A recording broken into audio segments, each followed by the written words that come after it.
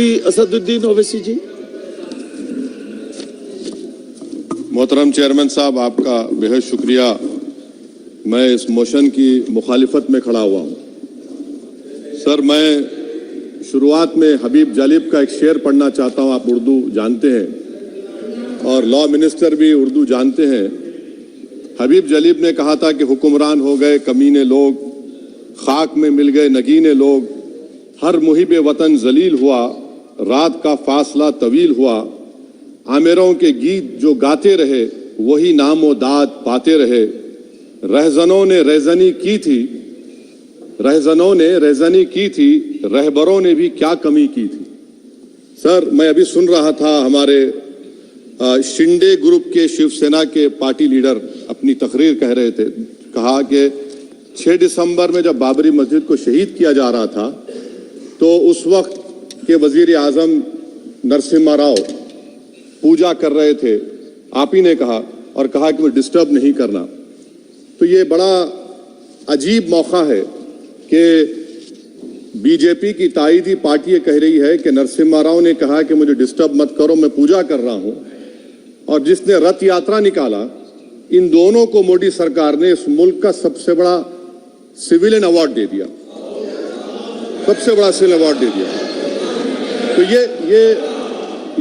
ये बताता है कि इंसाफ जिंदा है या जुल्म को बरकरार रखा जा रहा है।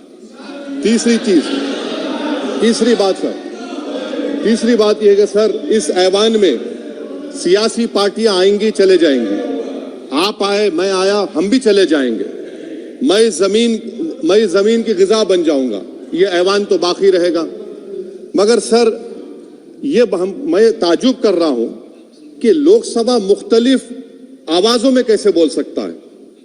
लोकसभा तो एक ही आवाज में बोलना चाहिए, और लोकसभा भी भारत के संविधान आइन के बेसिक स्ट्रक्चर का ताबे है। और सर, ये इसलिए कह रहा हूं कि 16 दिसंबर को ये ले कर देता हूं, 16 दिसंबर 1992 को इसी लोकसभा ने एक रेजोल्यूशन पास किया था।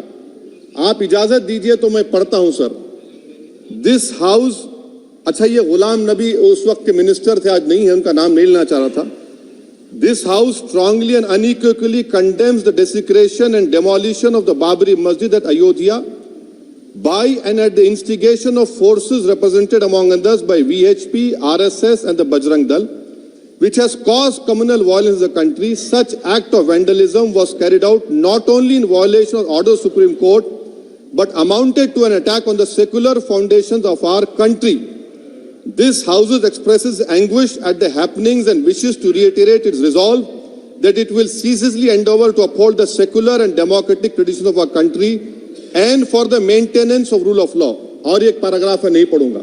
मैं ताजुब कर रहा हूं कि जब इस ऐवान ने एक रेजोल्यूशन पास किया तो हुकूमत आएगी जाएगी, और हुकूमत ये मोदी हुकूमत जश्न मना रही है जो 6 दिसंबर को हुआ।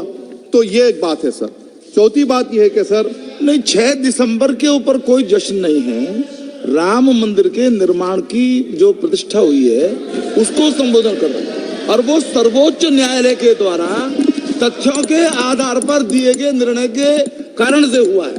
सर्वोच्च न्यायालय का निर्णय है, तो तथ्यों के आधार पर निर्णय है। वो विषय आपने बोल दिया, ठीक है, ओके। परंतु जो मंदिर का निर्माण है वो नियमानुसार सर्वोच्च न्यायालय के निर्णय से तथ्यों को देख करके।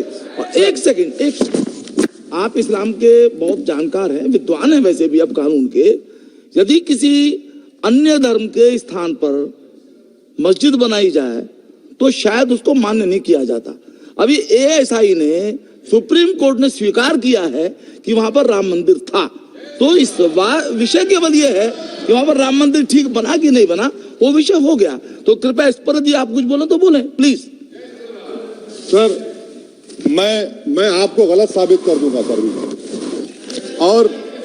और मैंने रुक तो जाइए बड़ी इज्जत के साथ सर, मैं आपकी बड़ी इज्जत करता हूं सर। आपको मैं कोट कर रहा हूं सुप्रीम कोर्ट का जजमेंट, पैराग्राफ 1222 रोमन 17, उसमें लिखा गया है, the destruction of the mosque took place in breach of the order status को and the assurance given to this court, the destruction of the mosque and obliteration of Islamic structure was an egregious violation of the rule of law. Egregious का मतलब जो छोटी मोटी अंग्रेजी में आती है वो क्रिमिनल एक्ट कहा। और सर आपने कहा था कि वहां पर मंदिर को तोड़कर बनाया गया। सर मैं आपके सामने ये तमाम चीजें लेकर दूंगा, सुप्रीम कोर्ट के जजमेंट के पैराग्राफ्स हैं जिसमें सुप्रीम कोर्ट ने एएसआई की रिपोर्ट को नकारा। उन्होंने कहा कि मंदिर को तोड़कर मस्जिद नहीं बनाई गई थी। सुप्रीम कोर्ट ने कहा, ये सुप्रीम कोर्ट ने कहा। अब और मैं रख दूंगा, आप पढ़ लीजिए, आप पढ़ लीजिए। अच्छा सर मैं अपनी तकरीर पर आ जाता हूं, मैं अपनी तकरीर पर आ जाता हूं सर। तो मैं अपनी बात कर देता हूं सर। तो मैं ये पूछना चाह रहा हूं कि क्या मोदी सरकार एक समुदाय, एक मजहब की सरकार है या पूरे देश के मजाहिब को मानने वालों की सरकार है? जिसको नहीं मानते उनकी सरकार है? हमको बता दीजिए। क्या मोदी सरकार सिर्फ एक फिक्र और नजरिया हिंदुत्व की सरकार है? क्या इस देश का, इस गवर्नमेंट ऑफ इंडिया का कोई मजहब है? इस वतन अजीज सबके मजहब को मानता है। सर मेरा मानना है कि इस देश का कोई मजहब नहीं है। क्या ये सरकार 22 जनवरी का पैगाम देकर ये बताना चाहती है कि एक मजहब को दूसरे मजहब के मानने वालों पर गलबा और कामयाबी मिली? क्या आइन इसकी इजाजत देता है? क्या ये पैगाम आप जब ऐवान से दे रहे हैं तो 17 करोड़ मुसलमानों को आप क्या पैगाम दे रहे हैं? ये मैं आप पर छोड़ता हूं। सर 49 में धोखा हुआ, 86 में धोखा हुआ, 92 में धोखा हुआ, 2019 और 22 में भी इस ऐवान के जरिए हमको धोखा दिया जा रहा है। और अफसोस के साथ कहना पड़ता है सर कि मुस्लिम अक़लियत को हमेशा ये कहा गया कि तुमको भारत के शहरी बरकरार रहने के लिए एक बहुत बड़ी कीमत तुमको चुकानी पड़ेगी, और हम पर इल्जाम लगा दिया गया। सर क्या मैं बाबर का स्पोक्स पर्सन हूं? क्या मैं जिना का स्पोक्स पर्सन हूं? क्या मैं औरंगजेब का स्पोक्स पर्सन हूं? बताइए सर, आखिर मैं कहां तक आप मुझे लेकर जाएंगे? दूसरी बात यह है सर, दूसरी बात यह है कि फिर 6 दिसंबर के बाद देश में फसाद हुआ, नौजवानों को टाडा में डाला गया जो बूढ़े होकर निकले। यकीनन आपकी सरकार नहीं थी, आपकी सरकार नहीं थी। अच्छा बल्कि मैं तो मर्यादा पुरुषोत्तम राम की इज्जत करता हूं, मगर मैं नाथूराम गोडसे से नफरत करता हूं। मेरी नस्लें नफरत करती रहेंगी क्योंकि नाथूराम गोडसे ने उस शख्स को गोली मारी जिसके जबान से आखिरी लफ्ज निकले हे राम। सर छठी बात यह है कि 87 में मलियाना हाशिमपुरा हुआ, 83 में नेल्ली हुआ, 44 में जम्मू में नस्ल कशी हुई, 2022 में हल्दीवानी में कत्ल हुआ। इतने धोखे सबसे बड़े किसको दिए गए? असदुद्दीन ओवैसी को दिए गए। मगर फिर भी मुझसे ही कहा जाता है कि वफादारी को तुम साबित करो अपनी ओवैसी। सर आज भारत के 17 करोड़ मुसलमान अपने आप को अजनबी और एलिनेट महसूस कर रहे हैं। मैं बहुत बड़ी नाइंसाफी होती है, सर ये कोई तारीखी नाइंसाफी को इंसाफ नहीं किया जा रहा है। स्पीकर बल्कि अंग्रेजी में स्पीकर सर केवल एक प्रश्न का जवाब ओवैसी साहब दे दें कि बाबर को वो आक्रमणकारी मानते हैं या नहीं मानते हैं? पुष्पमित्रा संघा को आप क्या मानते हैं? बताओ, पुष्पमित्रा संघा को आप क्या मानते हैं? जम्मू के वो कश्मीर के वो राजा को क्या मानते हैं जिसके पास एक फौज थी मंदिरों को तोड़ने के लिए? आप क्या मानते हैं? यही तो मैं कह रहा हूं कि निशिकांत दुबे 47 में आजादी मिली, असदुद्दीन ओवैसी से बाबर की बात पूछ रहे हैं। तुम गांधी की बात पूछते, तुम बोस की बात पूछते, तुम जलियांवाला बाग की बात पूछते, तुम काला पानी में जो मुसलमान शहीद हो गए उनकी बात पूछते, मगर बाबर की बात पूछी जाती है। तो सर मैं आपको बता रहा था, खामखा डिस्टर्ब किए सर, मुझे मेरा वक्त ले लिए निशिकांत दुबे। सर मैं आपसे कह रहा था मोदी हुकूमत ये पैगाम दे रही है भारत के मुसलमानों को कि जान बचाना है या इंसाफ चाहते हो। मैं कह रहा हूं मैं भीख नहीं मांगूंगा, मैं इस नंगी तासुब को कबूल नहीं करूंगा। मैं दूसरे दर्जे के शहरी के मौक़िफ़ को कबूल नहीं करूंगा। मैं अपनी शनाख्त को नहीं मिटने दूंगा। अब मैं झूठी और दिल फरेब बातों पर हरगिज भरोसा नहीं करूंगा। मैं वो काम नहीं करूंगा जो बीजेपी और नाम निहाद सेकुलर पार्टियां चाहती हैं। मैं वो काम करूंगा जो आपको पसंद नहीं है, संविधान के दायरे में रहकर।